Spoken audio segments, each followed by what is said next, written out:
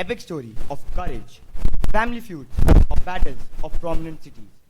Our play displays emotion, redemption, hope, and most important of all, love. We are here to share a simple story of a giant who was selfish and then how he came to redeem himself. The short story, The Selfish Giant, is written by the renowned author Oscar Wilde. We, the Bhaskarians, are here to dramatize the retelling of the story in the form of a poem by Andrea Yang. Our play focuses on the giant and how his character develops from being rude and selfish to being kind and caring. Through this, we would like to convey just one simple message. Treat others the way you want to be treated. We hope you enjoy our play, The Selfish Giant. Once upon a time before, there exists a giant, upheaval low, strong, powerful, and selfish. He built himself a beautiful garden. Hello. He calls his. There once lived a giant who had a large, lovely garden with soft green grass. Here and there over the grass stood beautiful flowers like stars.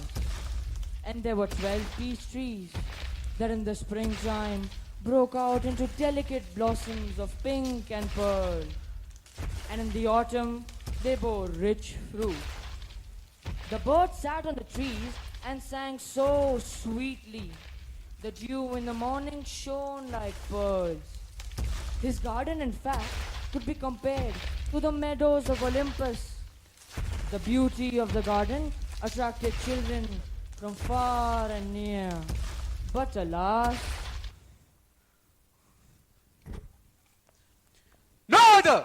no other creature may trespass, for I am the man of this place. I forbid anyone who dares to enter my garden. Every other creature trembles in fear, yet whispering fearfully. What a prank! His doom will befall. He will pay for his actions. How happy we were there. however, the giant himself does not hear their whispers. He merely goes away. For days, months, he goes away. Ear break at lark song morning. And he returns when night befalls and the nightingale sings. But one day, he returned to his garden early and laughter fills his ears. He rushes to see what happened. Children were playing, laughing, jumping.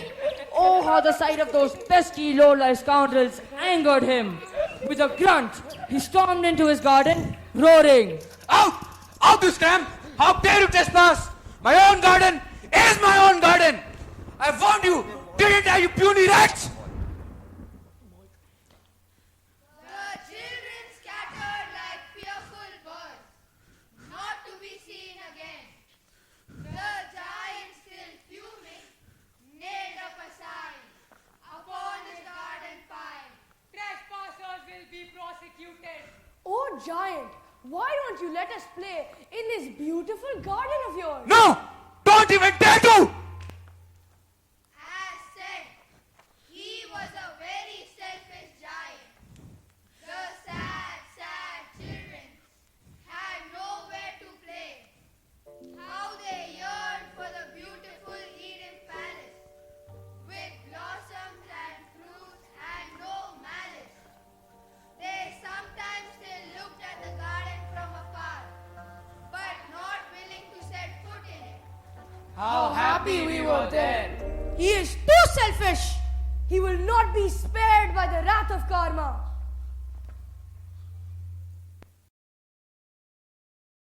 The caresses of spring soon stroked everybody's cheeks, tinting them with a rosy light shade, brightening even the dullest of maids.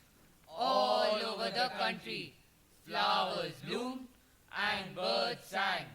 Only in the giant's garden were there no trace of spring. The birds never sung in it because there were no children who hear. and the trees blossomed shriveled away and passed. The only residents were snow and frost. The giant was now paying for what he did to those kids by banishing them out of his garden. And now he had to live in the cold and harsh conditions with new residents, snow and frost. So prepare to feel the chill in the air.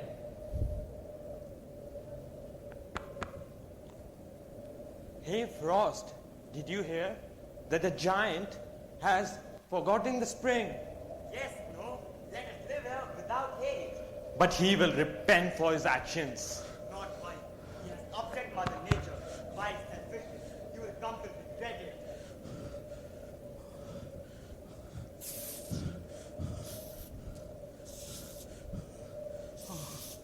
I cannot understand why the spring is not here. I hope the weather will change.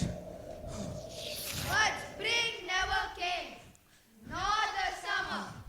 Autumn blessed every place with golden fruits. But to the giant's garden, she gave none. And so, his trees also remained barren. So winter was always there, now accompanied by north, snow, frost, and hail.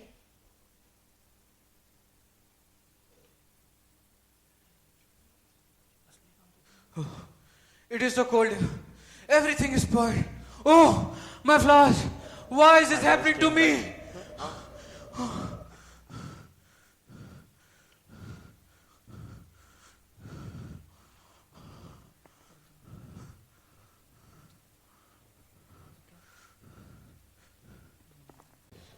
One lonely morning, the giant was lying awake when he heard some lovely music in the make.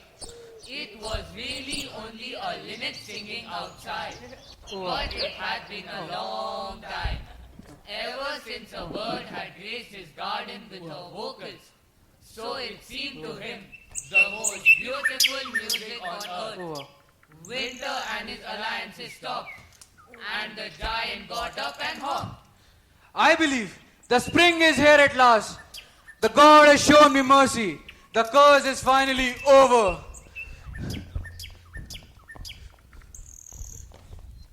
He jumped fast, fast. What did he see? He saw a wonderful sight, gracing his eyes without any mere might. In every tree he could see a little child, sitting with a manner's most smile. The trees had their blossoms back, and the birds sang a healing melody, blessing the pack.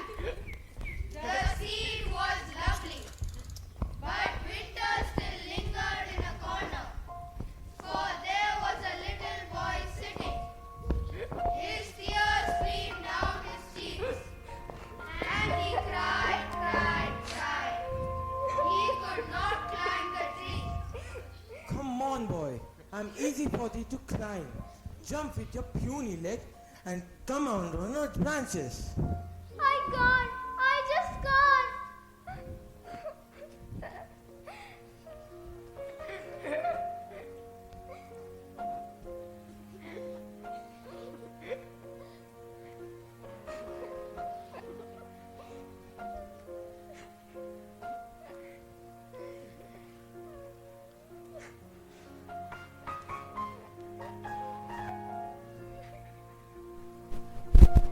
And the giant's heart melted as he looked out. He wanted to wipe the little child. No.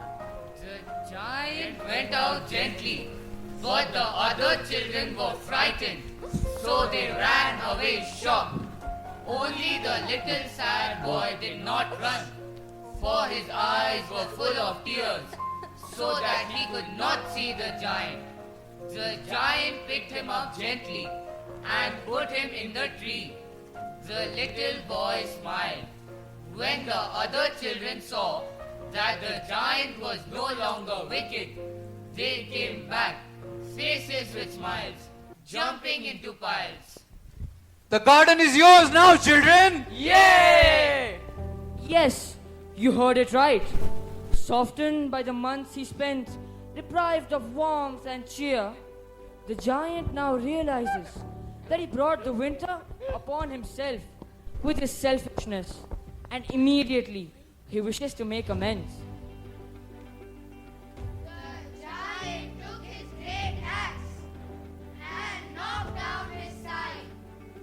When evening drew near, the children came to say goodbye. The giant decided to tear down his sign and destroy his wall. With his great axe and his mighty force, he struck the walls that he built himself. But just as when the children were about to leave, he asked, But where is your little friend? That boy?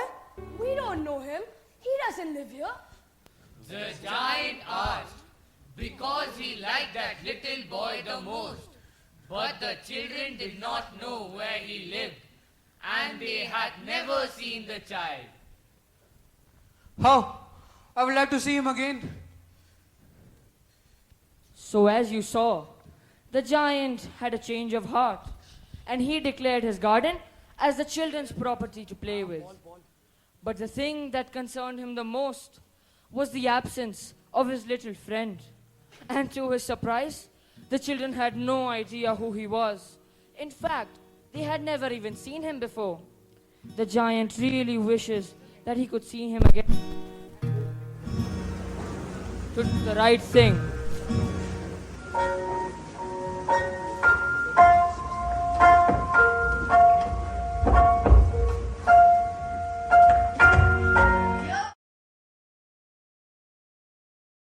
Years flew, and the giant grew old and feeble, and walked with a weeble. He was very kind to all the little children. The giant was now a kind old man who had children in his garden all day long. He would try to play with them, but he had grown very, very old, and the weakness in his body was sulking day by day. But he wanted to meet again his first little friend. One day, he sat on his chair, too weak for the children's game. He saw someone in the garden corner, and he could not believe it. Under a tree in the corner, there was his first little friend. The child was smiling, happy. The giant smiled too, and ran to pick him up. But he saw two scars on his friend's little hands and little feet, circling them like bands. Who dare wound thee? Huh? Do not worry, for these are the scars. You let me play in your garden. Now I'll take you to my garden. And so, the giant joined hands with his little angel friend, and he floated in the sky, blissful, wild, with smiles and closed eyes. They departed this dear life. So friends, from the poem Selfish Giant, we come to understand that love is a great virtue which is very difficult to cultivate. For the sake of loved ones, one must sacrifice a lot. But once love is enthroned in one's mind, one is lifted up to heaven as a reward. For God is love, and love is God. From the giant story, we come to understand that the giant was very rude and selfish in the beginning, but eventually he became very kind to all the children and became a giant with an even bigger heart. That teaches us that no matter how deep in the clasp of despair one may be, there is always hope. And with that, we bid adieu to you all and have a pleasant evening ahead. Thank you. Thank you.